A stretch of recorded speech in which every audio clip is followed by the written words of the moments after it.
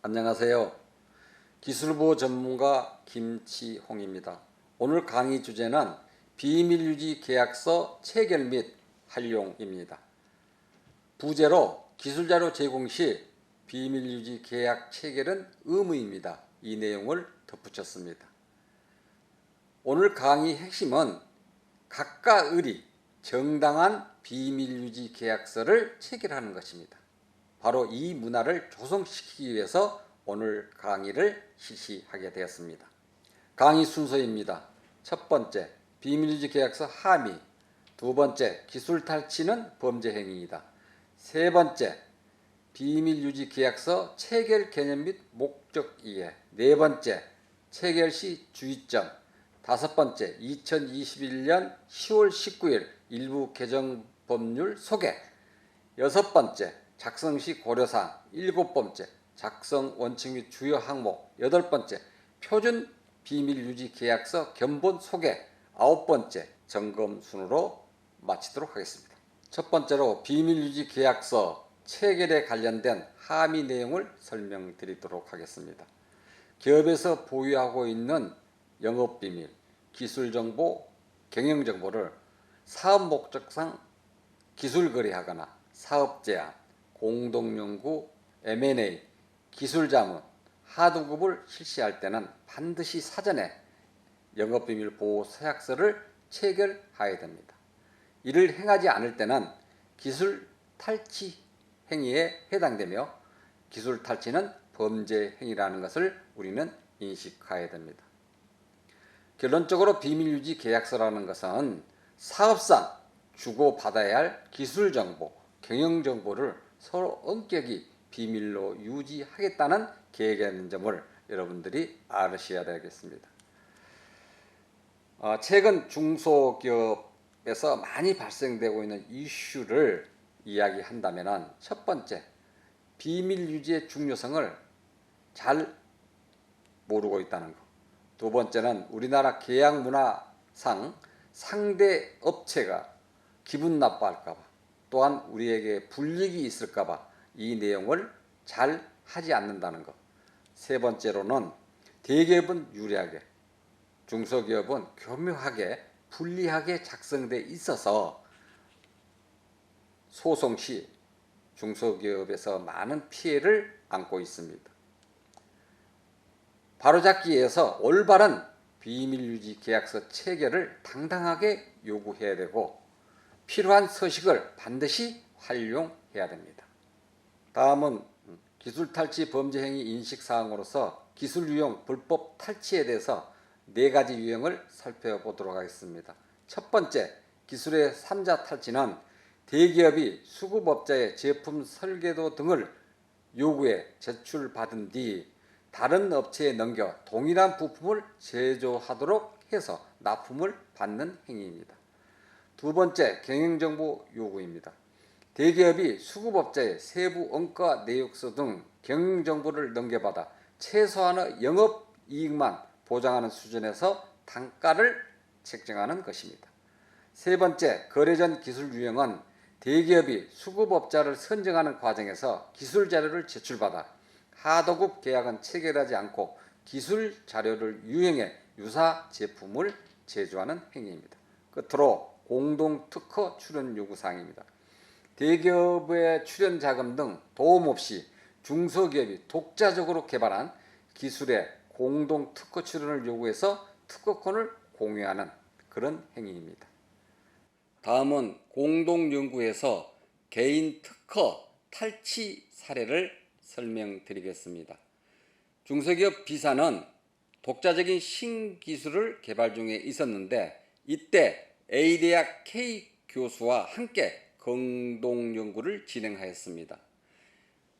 진행하던 도중에 A대학 K 교수는 공동연구 기술 결과를 이용해서 개인 특허를 등록하게 됩니다. 그러나 B사는 늦게 이것을 인지하였습니다. 그 후 재판 과정에서 확인한 결과 첫 번째, 공동연구 전에 비밀유지 계약을 체결하지 않고 실시하였고 두 번째는 기술 정보에 대한 접근 범위 및 권한 설정을 하지 않았고, 세 번째는 충분한 보안 교육을 실시 않았다는 문제점이 대두되고 있습니다. 다음은 기술 탈취 범죄 행위 인식 부분에서 기술 자료를 제공 요구하는 부당한 방법, 정당한 방법을 설명드릴까 합니다.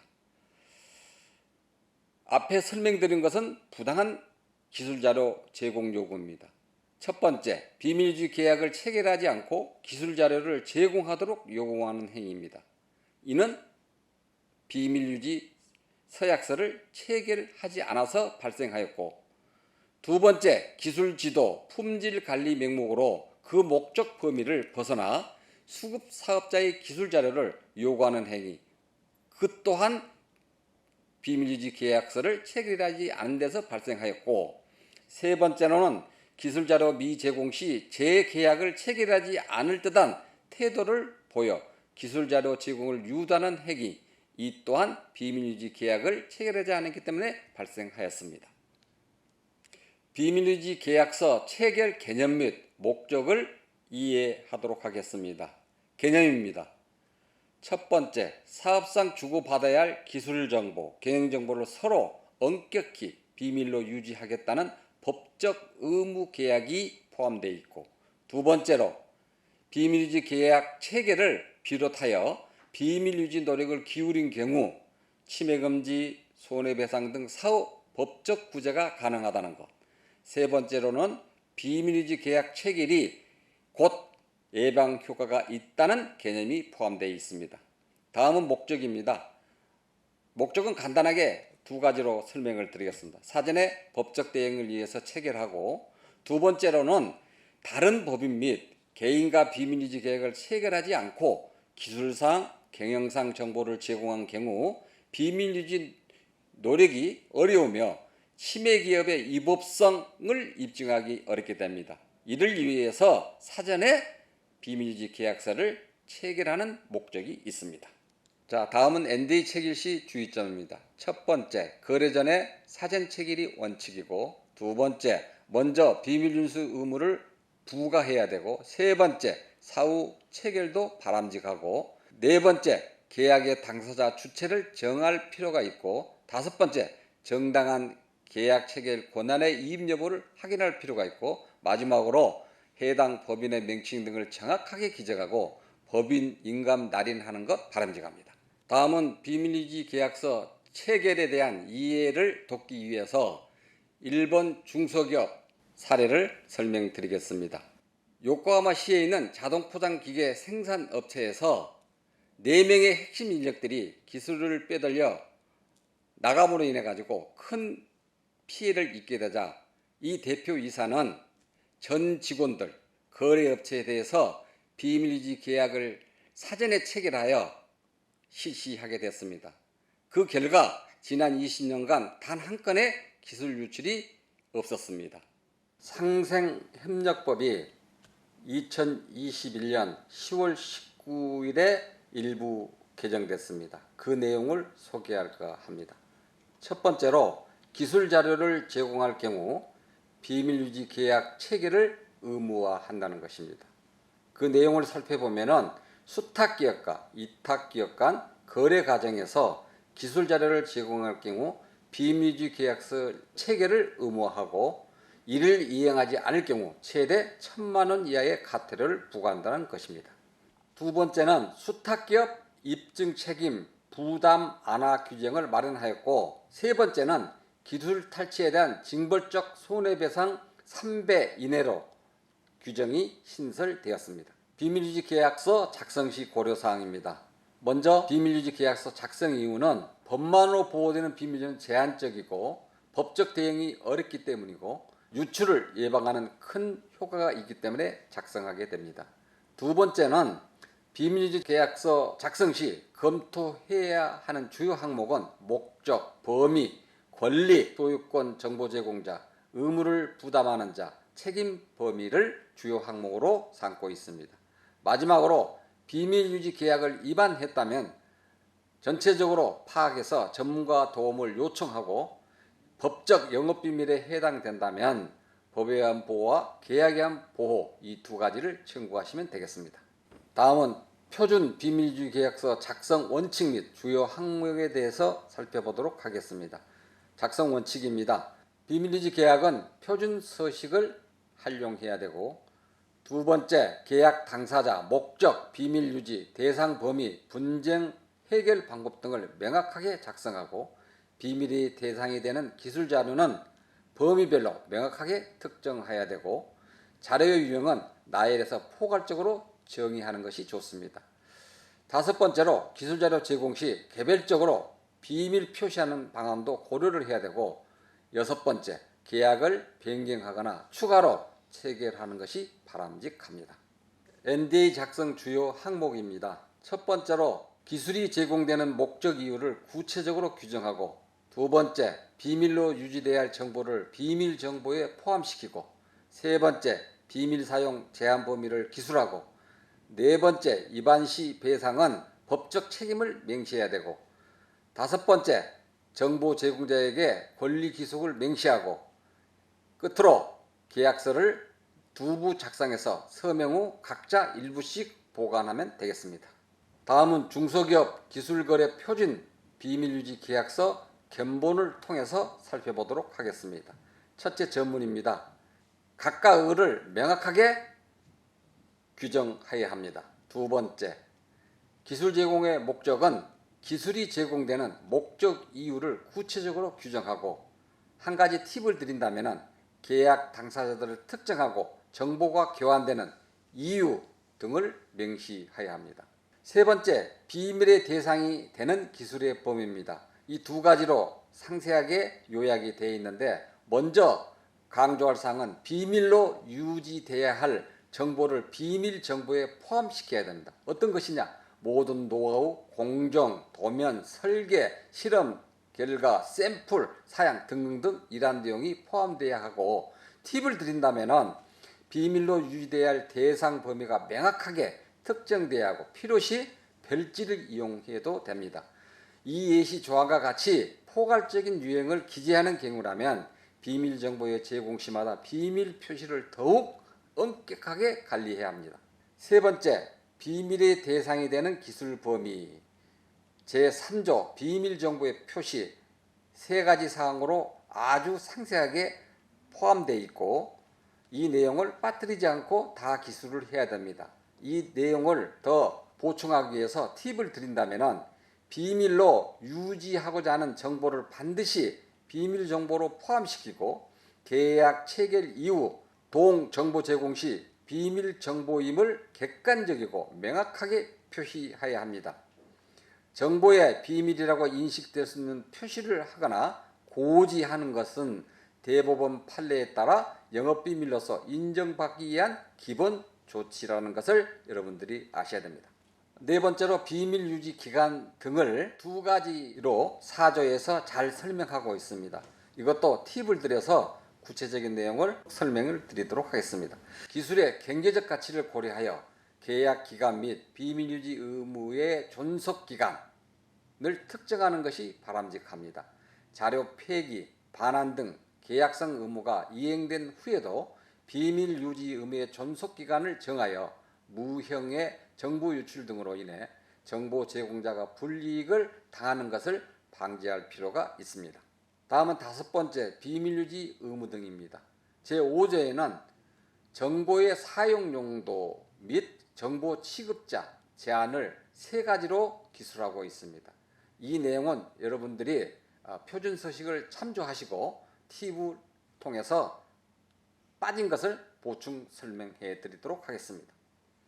정보 수령자의 정보 이용 목적 및 용도를 구체적으로 규정하여 목적 및 용도 이외에 사용 금지임을 규지시키고, 정보 수령자가 공유할 수 있는 인적 범위와 함께 비밀 정보를 공유할 경우에 조치사항도 포함하는 게 좋겠습니다. 다섯 번째, 비밀 유지 의무 등을 제6조에 잘 기술하고 있습니다. 요약한다면 비밀 유지의 의무, 구체적인 내용을 측정하고 비밀 사용 제한 범위를 기술하고 있습니다. 팁을 드리자면, 비밀 정보에 대해 외부에 공개하지 않을 소극적 의무 이외에 비밀이 계속 유지되도록 관리하는 적극적 의무도 부과하는 것이 바람직하며 최소한 합리적 노력 수준 이상을 요구할 수 있습니다. 6항은 위반 시 배상입니다. 이 내용을 제7조에 손해배상, 이악배에 대해서 구체적으로 두 가지로 설명드리고 있고, 이걸 요약한다면 기술 수령자의 비밀유지 의무 이행을 담보하기 위한 법적 책임을 명시하였다, 이렇게 보면 됩니다. 팁을 드린다면 비밀유지 의무를 위반했을 때의 책임에 대해 명시하되 적절한 규모로 정할 필요가 있습니다. 이악반은 손해배상에 더하여 별개로 지급하는 것을 필요에 따라서 포함 여부를 고려해야 됩니다. 이약금 규정은 본 내용을 참고해 주시기 바랍니다.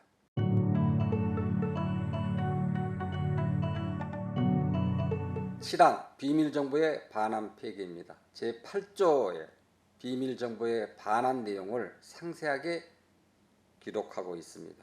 팁을 드린다면 비밀유지 계약이 종료 또는 본 업무가 종료된 후 정부 수령자에게 남아있을 필요가 없는 비밀정보가 관리의 사각지대에 놓이거나 유출되지 않도록 절차 등을 명확히 규정해야 합니다. 다음은 8항 권리기속 등입니다. 제10조에 이 내용을 상세하게 명시하고 있습니다. 팁을 드린다면 계약 당사자 이외에 계약상의 권리 의무를 공유하는 제3자가 발생하는 것을 원칙적으로 차단하는 조항입니다. 기업 간 거래 교섭 시 기업 내부의 직원 및 거래처 등 이행 관계자가 다수인 경우가 많으므로 명확한 규정이 필요합니다. 9항 분쟁 해결 내용을 제12조에서 더 살펴보도록 하겠습니다. 팁을 드린다면 신속하고 원만한 결과를 기대할 수 있다는 점에서 조정 및 중재와 같은 소송 외 대체적 분쟁 해결 수단을 주목할 필요가 있으며 대중소기업 농업협력재단에서 조정 중재를 지원하고 있습니다. 관할 조정 중재 내용은 참조하시기 바랍니다.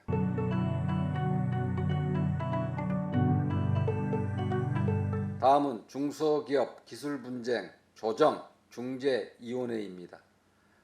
이곳에서 하는 일은 중소기업 기술 유출, 탈취, 도용 등으로 인한 중소기업의 분쟁에 특화된 조정 및 중재 서비스를 제공하고 있습니다. 10항 보칙 등입니다. 제13조를 살펴보면 계약서 두부 작성, 서명 후 각자 일부씩 보관하게 되겠습니다. 끝으로 비밀유지 계약서 서식은 기술보 울타리 정보마당에서 다운받아 활용하면 되겠습니다. 다음은 표준 비밀유지 계약서가 완성이 되면 최종적으로 확인할 필요가 있습니다. 그 내용을 살펴보면 다음과 같습니다. 당사자 확인, 계약의 목적, 용어의 정의, 정보 수령자의 의무, 비밀정보의 범위, 비밀정보의 사용 범위, 비밀정보의 보호 등, 면책 조항, 지식재산권, 계약 기간, 분쟁 해결, 이러한 항목을 토대로 해서 우측에 나와 있는 내용을 여러분들이 살펴보시면 되겠습니다. 마지막으로 비밀유지 계약 체결에 대한 실천 제안을 드리도록 하겠습니다. 비밀유지 계약서는 기술 보호를 위해 당연한 권리이며 당당한 기술 보호의 법적 수단입니다. 또한 상호간에 기술 제휴, 이전 및 동의, 합의된 목적을 달성하기 위해 당사자 간 비밀을 유지한다는 내용을 기재한 문서입니다. 따라서 중소기업 기술 보호를 위해서 비밀유지 계약 체결이 상생협력을 위한 첫걸음입니다. 중소기업에서는 기술 거래 전 비밀유지 계약서 체결을 당당하게 요구하세요. 바로 이 내용이 강의의 핵심입니다. 지금까지 강의를 경청해 주셔서 감사드립니다.